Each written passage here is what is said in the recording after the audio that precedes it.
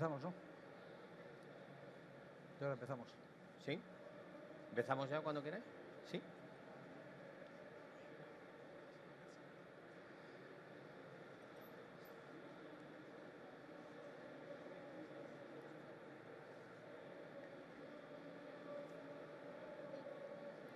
Se te está viendo aquí el cable. Buenos días. Gracias a todos por estar hoy aquí. Vamos a hablar de la cirugía del ligamento cruzado anterior y de la rehabilitación del ligamento cruzado anterior. Yo les hablaré de la cirugía, soy traumatólogo, y después mi compañero Fernando Reyes os contará los avances en la rehabilitación. Dos palabras sobre mi trayectoria en el deporte. Yo empecé hace el año 2000, 1998-2000, pasé 3 años en Cleveland, donde tratábamos a los deportistas de la ciudad, las 3 grandes ligas. Después estuve 20 años en la Clínica Centro, donde tuve la ocasión de operar a algunos de los deportistas más importantes del país. Y hace 3 años tuve la suerte de ser llamado por el Grupo Quirón para dirigir el departamento de traumatología de Olimpia. Olimpia es un centro singular, no hay nada parecido en España, que se dedica en gran medida al deporte, pero el deporte tanto profesional como amateur y desde todos los ámbitos que puedan interesar al deportista. Ahora es un sitio que os invito, si tenéis la oportunidad, de hacernos una visita, porque vale la pena verlo. El ligamento cruzado anterior casi siempre se rompe por un mecanismo indirecto. No hace falta que haya un contacto, pero también se puede romper por una contusión directa. Aquellos jugadores que se lo rompen sin que haya contacto tienen un peor pronóstico que los que se lo rompen por una entrada fuerte, porque eso indica que los primeros tienen una tendencia a rompérselo, y esa tendencia puede llevarles a que se lo vuelvan a romper después de la cirugía.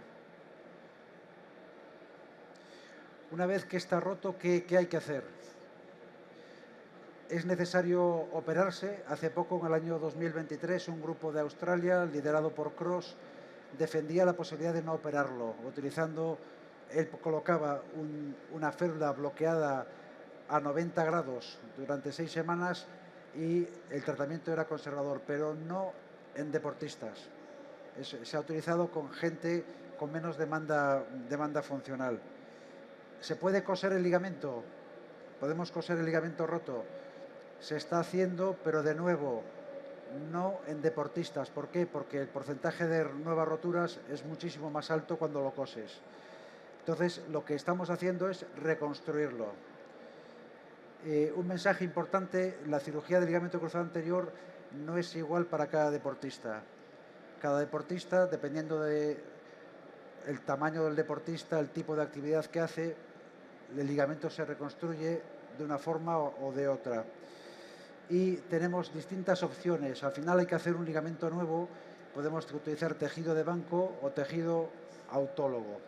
Y dentro del tejido propio del paciente podemos utilizar el rotuliano, la pata de ganso o el tendón cuadricipital. Entonces, ¿qué es lo que influye para que decidamos? Lo que más influye es la edad del paciente. Lo segundo, el tipo de deporte.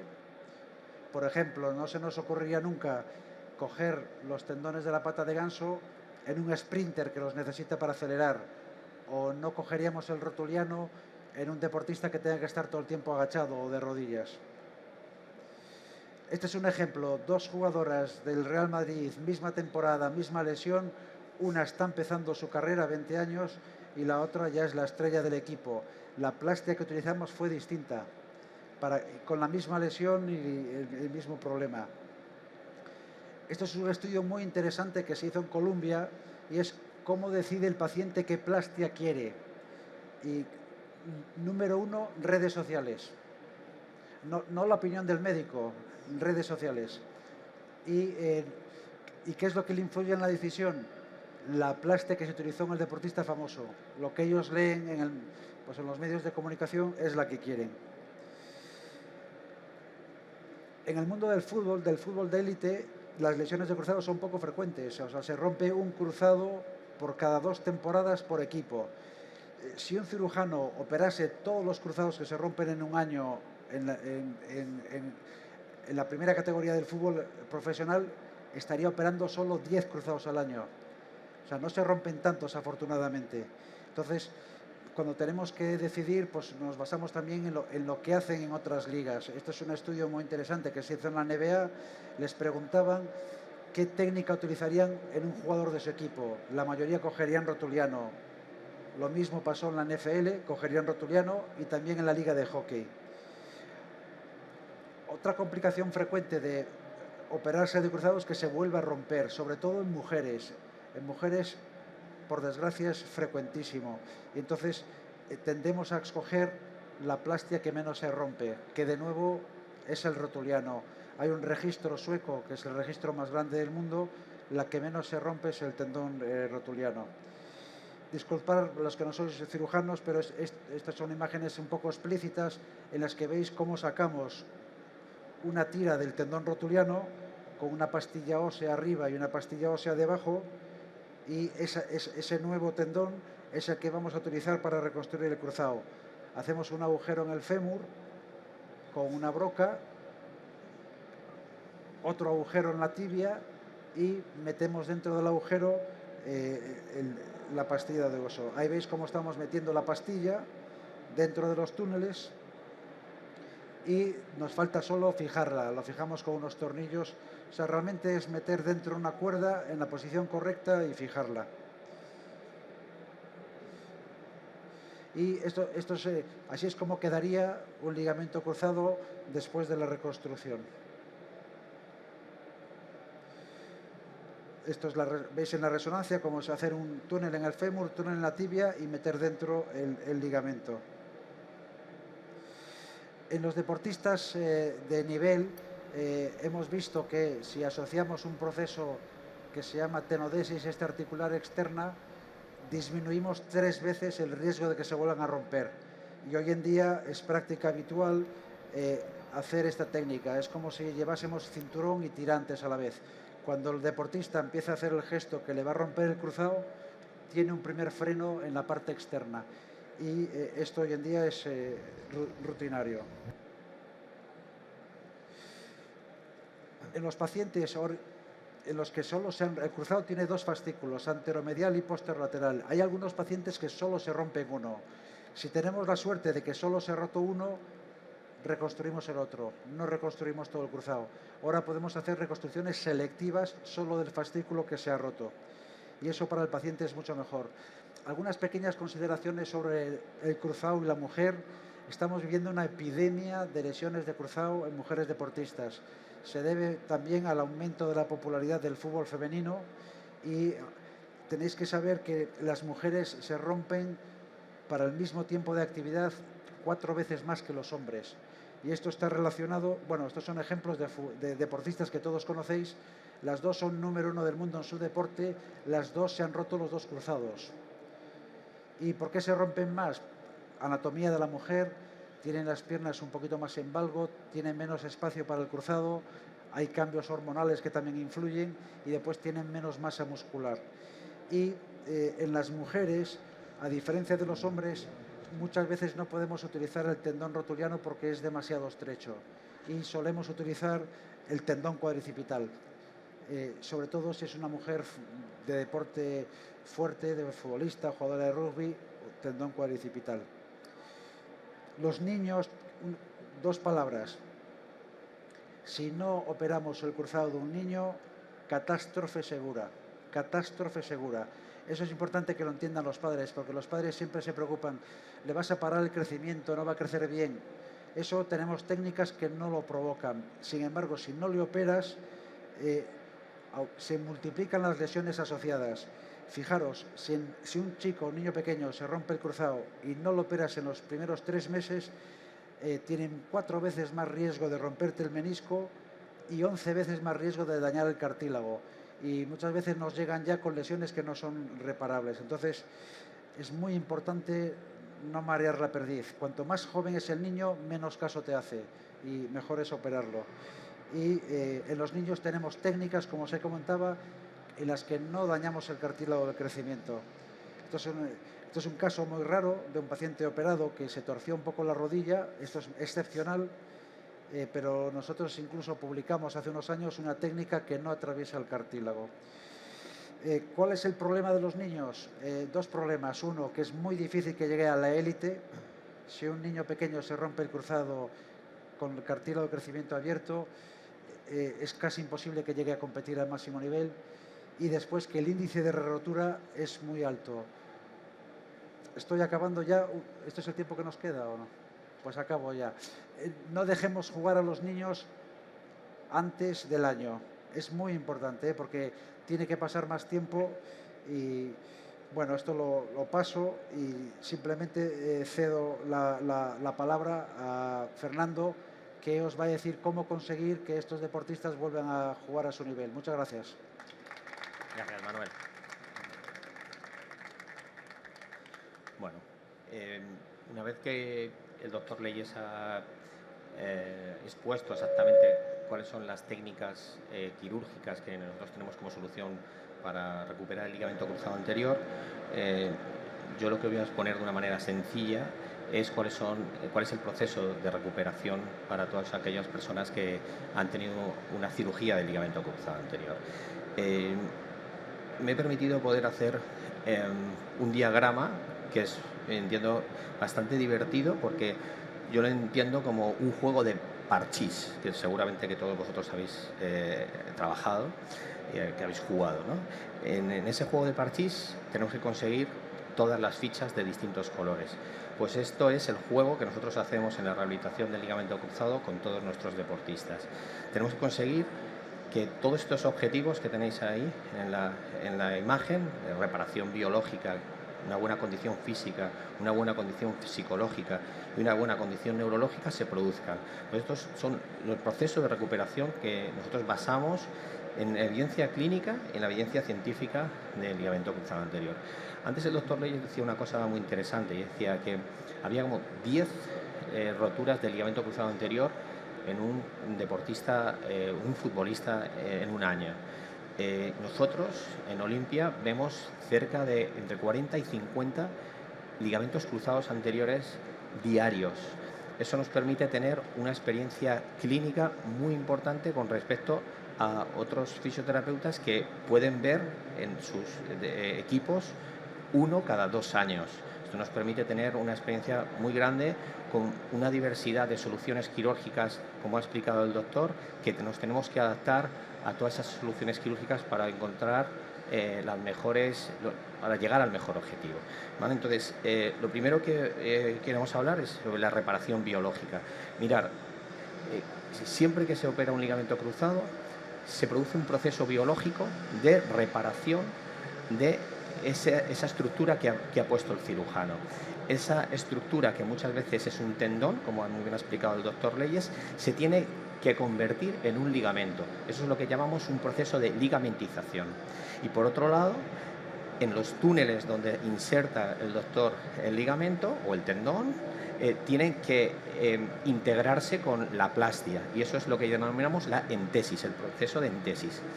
Hay una cosa muy importante, y es que esta integración del hueso sobre el nuevo ligamento y la ligamentización, es decir, la conversión del tendón en ligamento, es un proceso biológico que depende de una cosa importante, que es el factor tiempo.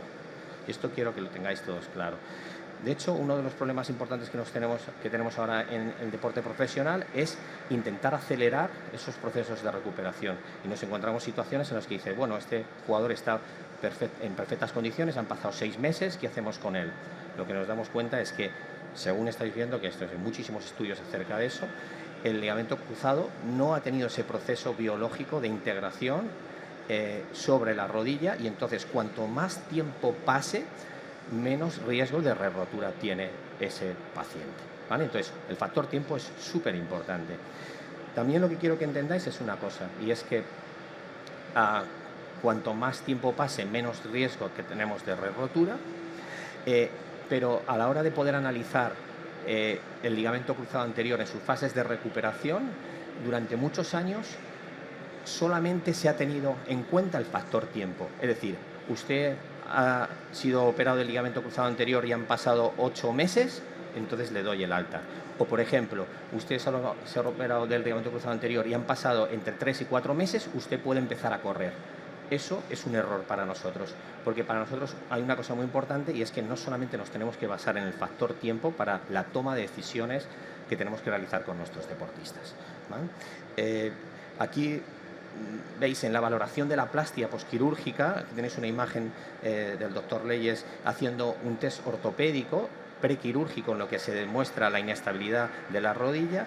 Y a nivel posquirúrgico, ¿qué hacemos nosotros? Pues primero, los doctores hacen 3 ortopédicos que son cualitativos, que demuestran la estabilidad de la rodilla y la integridad del ligamento cruzado. Por otro lado, tenemos tecnología, como es el GNU Roll, que tenéis en la mitad de la imagen, que nos permite poder hacer un test cuantitativo del desplazamiento de la tibia, y con datos específicos determinamos la estabilidad o la integridad del ligamento cruzado. Y por último, en el último proceso, a través de las resonancias magnéticas, nos damos cuenta si existe una maduración de la plastia correcta. Es decir, a través de estas imágenes nos permite identificar si realmente el ligamento cruzado anterior está integrado perfectamente y ha madurado esa plastia, ha ligamentizado, como os he dicho anteriormente. Luego tenemos en este proceso muchos tratamientos que van a estar relacionados con la modulación de la inflamación y la bioestimulación de los tejidos. Tenéis aquí nuevos tratamientos que ofrecemos de biotecnología en fisioterapia, como son las bombas diamagnéticas, que nos permiten poder estimular el tejido y drenar los líquidos, el edema, el hematoma producido por la cirugía.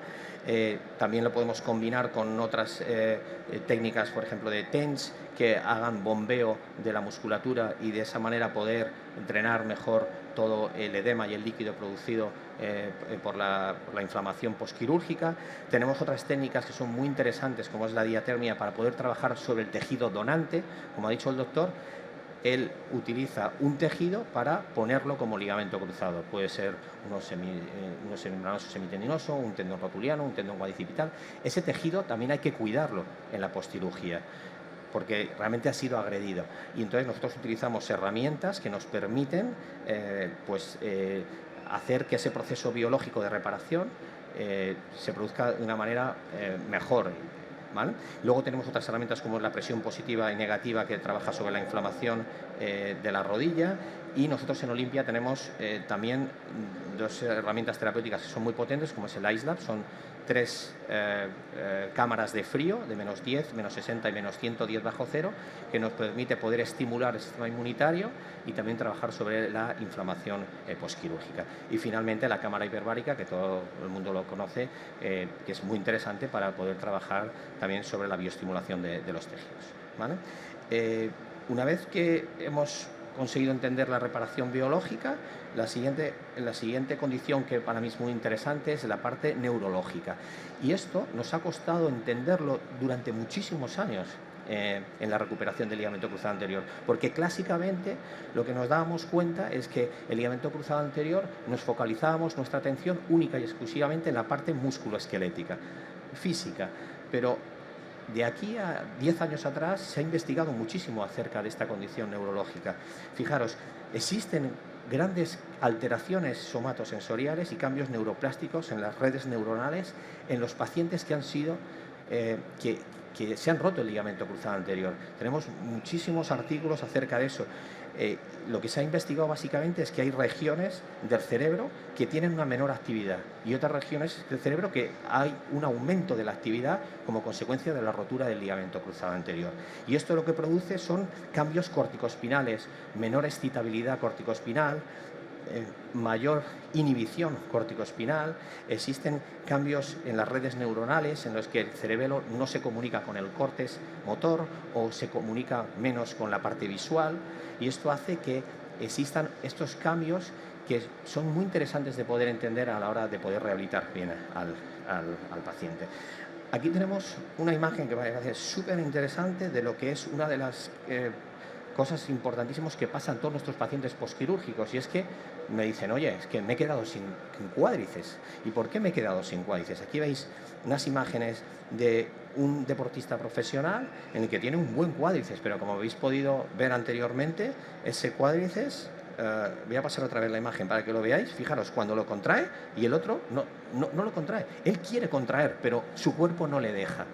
Y por otro lado, en el otro vídeo lo que veis es que, por otro lado, los isquiotibiales tienen una sobreactuación. Y esto es producido por esos cambios neurológicos de los que estábamos hablando. Es decir, a través del córtex motor, la información que le llega al músculo está totalmente anulada. Entonces eso hace que la información voluntaria de contraer el músculo esté totalmente distorsionada. Y a cambio, lo que tenemos es una activación del reflejo espinal de flexores de la rodilla para proteger la rodilla. Es un reflejo protector que tenemos natural. Esto es muy interesante al principio de la postcirugía, pero si se mantiene en el tiempo, lo que produce básicamente es limitación del rango de movimiento en muchos de nuestros pacientes y atrofia de la musculatura del cuádriceps, que es uno de los grandes objetivos que tenemos que conseguir, ¿vale? Tenemos muchos tratamientos para la inhibición iatrogénica y para la atrofia de la musculatura, como veis aquí en la imagen, muchos tratamientos innovadores, que aquí tenéis bastantes vídeos en los que podéis ver, imágenes en que, por ejemplo, podemos trabajar con plataformas robotizadas con foco externo para poder trabajar sobre el área visual. Podemos tapar los ojos o que con gafas estroboscópicas poder disminuir la visión para que el córtex visual, que tiene un aumento de actividad con respecto al córtex motor, obligue al córtex motor a trabajar más. Es como cuando tenemos niños que no ven por un ojo bien y entonces les tapamos el ojo que ve bien para obligarle a que trabaje con ese ojo. Pues esa es la idea que nosotros tenemos con esas gafas estroboscópicas para poder empezar a estimular el córtex motor en relación al córtex al área visual, ¿no?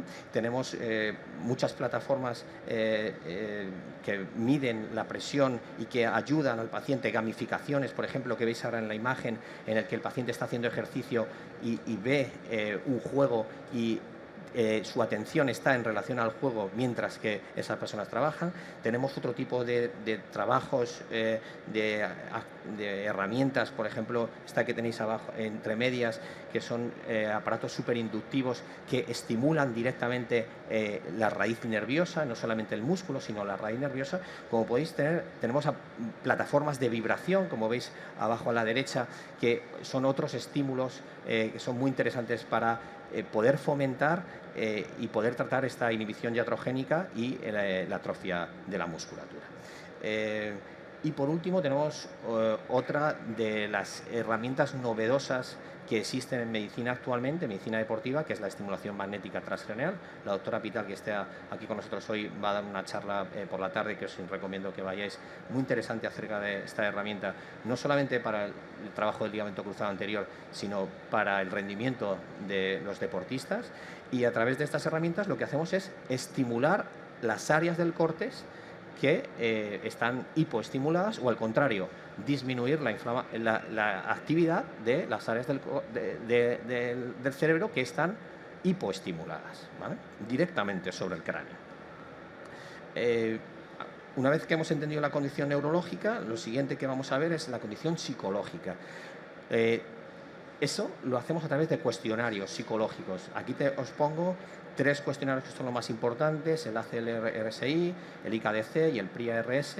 Son cuestionarios validados, como os pongo aquí, que básicamente constan de una serie de preguntas que rellena el deportista, y a través de esas preguntas nos damos cuenta si realmente psicológicamente el deportista está preparado para poder empezar a tomar decisiones de poder empezar a entrenar o a poder jugar, qué tipo de partidos puede jugar, si solamente son entrenamientos, ¿vale? Porque una de las cosas más importantes que nos ocurre con los deportistas es el miedo.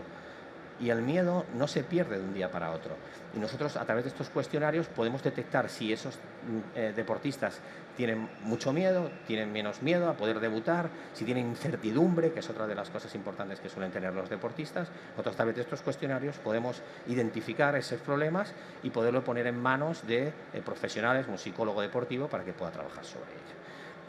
Y por último tenemos la condición física. Y la he dejado por lo último por una razón, porque esto es lo habitual, lo que todo el mundo piensa que debemos hacer con los deportistas. Y es cierto que si tuviéramos que elegir un color, este sería el habitual y el que es muy importante, pero no podemos despreciar los otros colores, porque si no, no ganamos la partida. Recordáis que esto es una partida de parchís, ¿verdad? Si no tenemos las otras fichas, no ganamos la partida, ¿vale? La partida con el color azul es algo que todo el mundo entiende, y es que nosotros primero vamos a utilizar, como veis en la imagen, muchos recursos tecnológicos para primero hacer valoraciones, y esto es una parte muy importante en el proceso de recuperación. Si no valoramos, no podemos tener objetivos específicos de cada deportista. Cada deportista es único en su proceso de recuperación, y para hacerlo único necesitamos saber exactamente en el estado en el que está. Toda la toma de decisiones que nosotros hacemos terapéuticas está basada en test de valoración.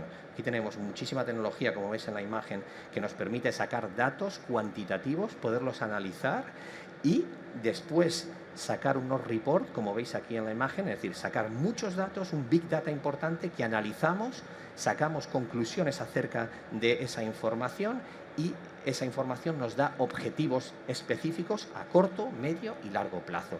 Y también lo que nos permite es poder tener un pre y un post, es decir, este cuádriceps tiene esta fuerza a día de hoy, si lo trabajo bien tiene que tener más, voy a verlo. Pues no, lo fácil sería decir, tiene fuerza, bueno, parece que del mes siguiente también tiene que tener fuerza. No, los datos me lo van a decir, los datos no les engaña a nadie, ¿vale? Y por otro lado, lo que tenemos son también herramientas para poder empezar a trabajar con esos pacientes de tratamiento. Tenemos herramientas como es la realidad virtual, que veis ahí, con terapias en espejo, tenemos gamificaciones que promueven el rango de movimiento sin agredir la rodilla. Nosotros, por protocolo en Olimpia, no agredimos rodillas. Todo lo que veáis, esas imágenes que se han visto, por ejemplo, de Neymar, no sé si lo habéis visto en el proceso de recuperación, eso no lo terminamos de entender muy bien ninguno de los que estamos recuperando deportistas. No es lo ideal. No sabemos cuál es el trasfondo de eso, pero no es lo ideal en una rehabilitación, ¿vale? Y después tenemos pues, otras herramientas para reeducar la marcha, como pueden ser plataformas que nos dan información acerca de cómo pisa el paciente, hidroterapia, con feedback visual dentro de una treadmill subacuática. Tenemos el Alter G que quita peso al paciente y que le da información de su pisada. Tenemos aparatos que nos permiten hacer una transferencia de peso. La mayoría de los deportistas, si van con muleta durante mucho tiempo, pues siempre apoyan en la pierna no operada, y eso es una impronta que queda a nivel cerebral que hay que recuperar, y tenemos herramientas para poder trabajar sobre esa transferencia de peso. Tenemos otra cosa muy interesante, y es que nosotros hacemos ejercicio, por supuesto que hacemos ejercicio, pero todo el ejercicio que hacemos en un porcentaje muy elevado está monitorizado, es decir, el deportista puede ver a tiempo real cómo se ejecuta ese ejercicio y si lo hace o hace bien o lo hace mal, con los datos que le salen al momento en las televisiones que tenemos en el centro. Es un feedback muy interesante que tenemos que trabajar, porque nos da muchísima calidad en el tratamiento. Por último, cosas interesantes que se os quede como información final. Cada deportista es único, por lo tanto no hay protocolos de rehabilitación.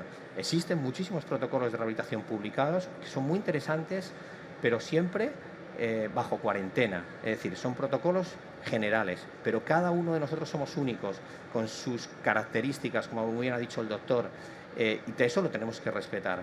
Por otro lado, tenemos que respetar también el tipo de cirugía, lo ha explicado también el doctor. Tenemos distintos tipos de cirugía, y como tenemos distintos tipos de cirugías, también tenemos distintos tipos de rehabilitaciones adaptadas a esas cirugías, y también tenemos que respetar las zonas donantes de esas cirugías. Por otro lado, como os he dicho, la rehabilitación se basaba antes en el tiempo. Actualmente nosotros no basamos la rehabilitación solo en el tiempo, sino en un proceso en el que nosotros hacemos valoraciones, y a través de esas valoraciones intentamos entender cuáles son los objetivos finales basados en esas valoraciones. No tomamos decisiones si, claro, cada uno de nuestros deportistas no pasa los exámenes, que son nuestras valoraciones. Y por último, para el retorno al deporte, es muy importante que esa toma de decisiones sea siempre consensuada por todo el equipo multidisciplinar.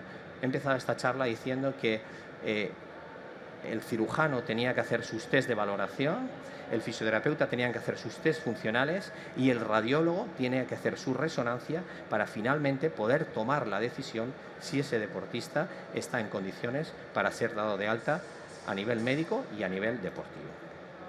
¿Vale? Muchísimas gracias por vuestra atención.